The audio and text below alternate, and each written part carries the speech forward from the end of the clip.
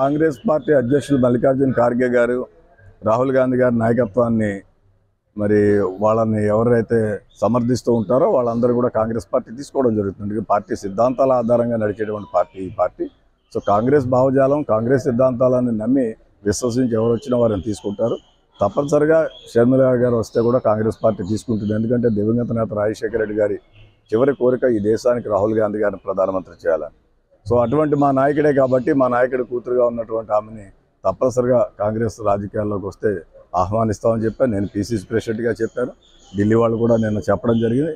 So ఆవిడ వస్తే తప్పనిసరిగా ఆహ్వానిస్తారు, తీసుకుంటారు. చాలామంది సీనియర్స్ అనేటువంటి వాళ్ళు కానీ విభజన తర్వాత పార్టీని వదిలి స్తబ్దతగా ఉన్నవారు కానీ తిరిగి కాంగ్రెస్ పార్టీలోకి రావాలని చెప్పి నేను రాహుల్ గాంధీ గారి విజ్ఞప్తి చేయడం జరిగింది. ఆ యొక్క టాస్క్ అంతా కూడా సీనియర్ లెవెల్లో ఒక గ్రూప్ ఆఫ్ పీపుల్ని కాన్స్టిట్యూట్ చేసి వాళ్ళకి అప్పచెప్పడం జరుగుతుంది. ఆ పర్టికులర్ క్యాడర్ని, అటువంటి లీడర్స్ని ఐడెంటిఫై చేస్తున్నారు.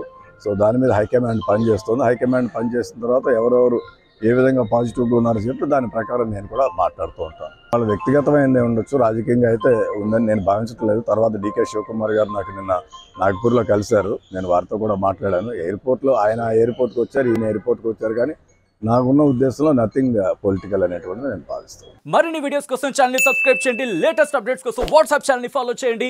అండ్ లింక్ డిస్క్రిప్షన్ లో ఉంది.